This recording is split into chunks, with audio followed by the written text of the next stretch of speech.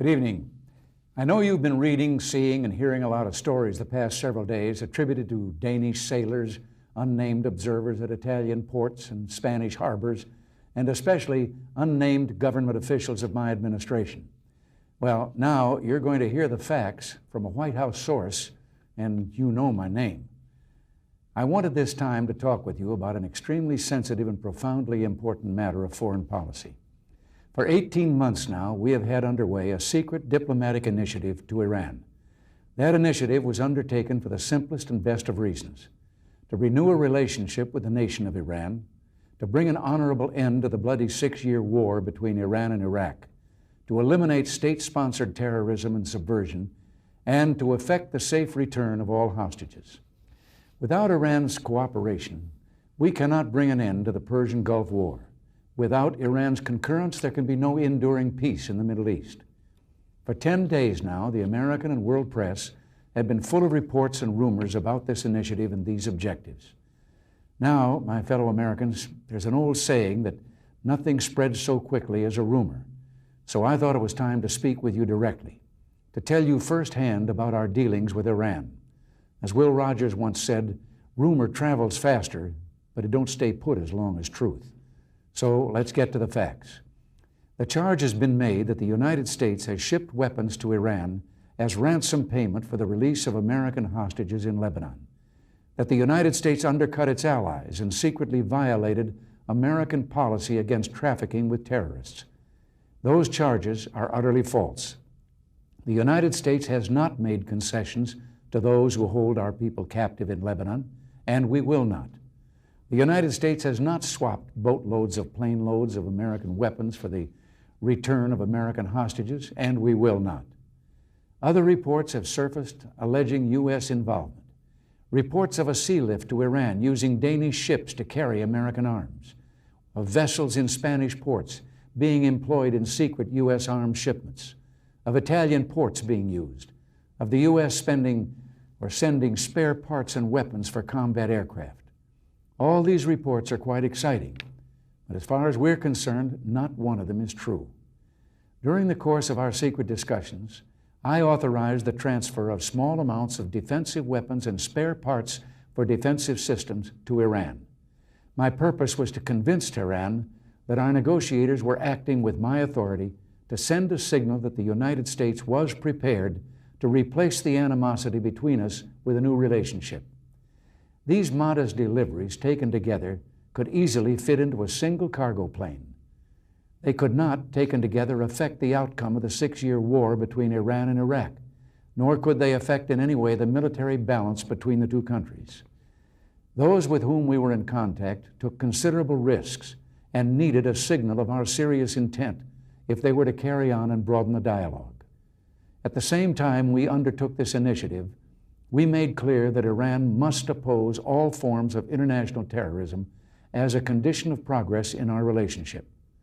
The most significant step which Iran could take, we indicated, would be to use its influence in Lebanon to secure the release of all hostages held there. Some progress has already been made. Since U.S. government contact began with Iran, there's been no evidence of Iranian government complicity in acts of terrorism against the United States. Hostages have come home, and we welcome the efforts that the government of Iran has taken in the past and is currently undertaking. But why, you might ask, is any relationship with Iran important to the United States? Iran encompasses some of the most critical geography in the world. It lies between the Soviet Union and access to the warm waters of the Indian Ocean. Geography explains why the Soviet Union has sent an army into Afghanistan to dominate that country, and if they could, Iran and Pakistan.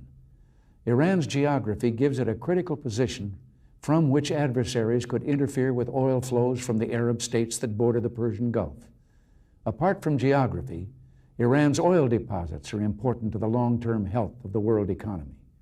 For these reasons, it is in our national interest to watch for changes within Iran that might offer hope for an improved relationship.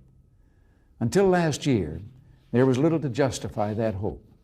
Indeed, we have bitter and enduring disagreements that persist today.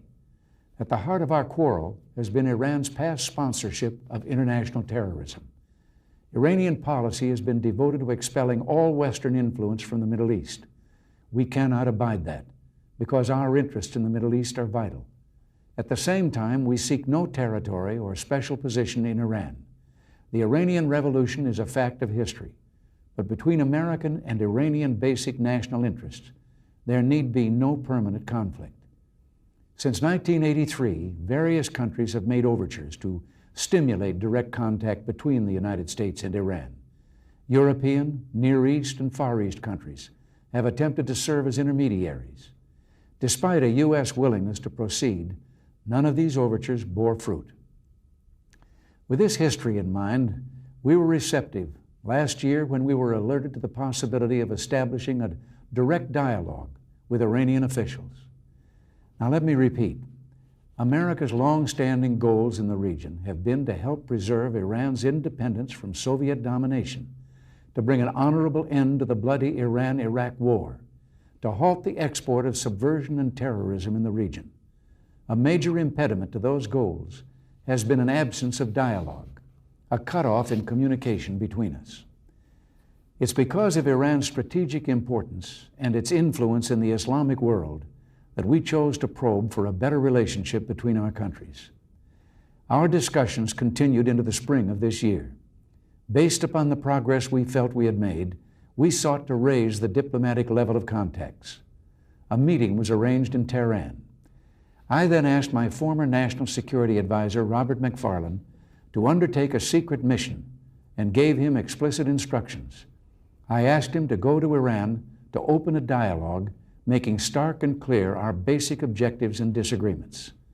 The 4 days of talks were conducted in a civil fashion, and American personnel were not mistreated. Since then, the dialogue has continued, and step-by-step progress continues to be made. Let me repeat, our interests are clearly served by opening a dialogue with Iran and thereby helping to end the Iran-Iraq war. That war has dragged on for more than 6 years with no prospect of a negotiated settlement. The slaughter on both sides has been enormous, and the adverse economic and political consequences for that vital region of the world have been growing. We sought to establish communication with both sides in that senseless struggle so that we could assist in bringing about a ceasefire and eventually a settlement. We have sought to be even-handed by working with both sides and with other interested nations to prevent a widening of the war. This sensitive undertaking has entailed great risk for those involved. There is no question but that we could never have begun or continued this dialogue had the initiative been disclosed earlier. Due to the publicity of the past week, the entire initiative is very much at risk today. There is ample precedent in our history for this kind of secret diplomacy. In 1971, then President Nixon sent his national security advisor on a secret mission to China. In that case, as today, there was a basic requirement for discretion and for a sensitivity to the situation in the nation we were attempting to engage.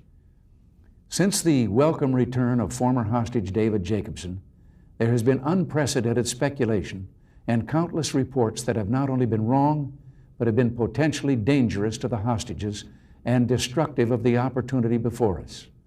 The efforts of courageous people like Terry Waite have been jeopardized. So extensive have been the false rumors and erroneous reports that the risks of remaining silent now exceed the risks of speaking out. And that's why I decided to address you tonight. It's been widely reported, for example, that the Congress, as well as top executive branch officials, were circumvented.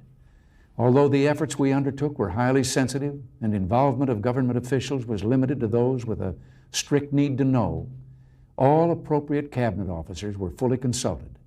The actions I authorized were and continue to be in full compliance with federal law, and the relevant committees of Congress are being and will be fully informed. Another charge is that we have tilted toward Iran in the Gulf War. This too is unfounded. We have consistently condemned the violence on both sides. We have consistently sought a negotiated settlement that preserves the territorial integrity of both nations. The overtures we've made to the government of Iran have not been a shift to supporting one side over the other. Rather, it has been a diplomatic initiative to gain some degree of access and influence within Iran as well as Iraq, and to bring about an honorable end to that bloody conflict. It is in the interest of all parties in the Gulf region to end that war as soon as possible.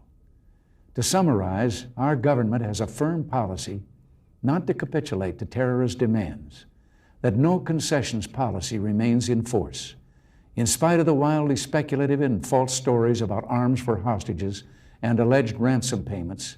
We did not, repeat, did not trade weapons or anything else for hostages, nor will we. Those who think that we have gone soft on terrorism should take up the question with Colonel Gaddafi. We have not, nor will we, capitulate to terrorists. We will, however, get on with advancing the vital interests of our great nation, in spite of terrorists and radicals who seek to sabotage our efforts and immobilize the United States. Our goals have been and remain to restore a relationship with Iran, to bring an honorable end to the war in the Gulf, to bring a halt to state-supported terror in the Middle East, and finally, to effect the safe return of all hostages from Lebanon. As president, I've always operated on the belief that, given the facts, the American people will make the right decision. I believe that to be true now. I cannot guarantee the outcome, but as in the past, I ask for your support because I believe you share the hope for peace in the Middle East, for freedom for all hostages, and for a world free of terrorism. Certainly there are risks in this pursuit, but there are greater risks if we do not persevere. It will take patience and understanding. It will take continued resistance to those who commit terrorist acts, and it will take cooperation with all who seek to rid the world of this scourge.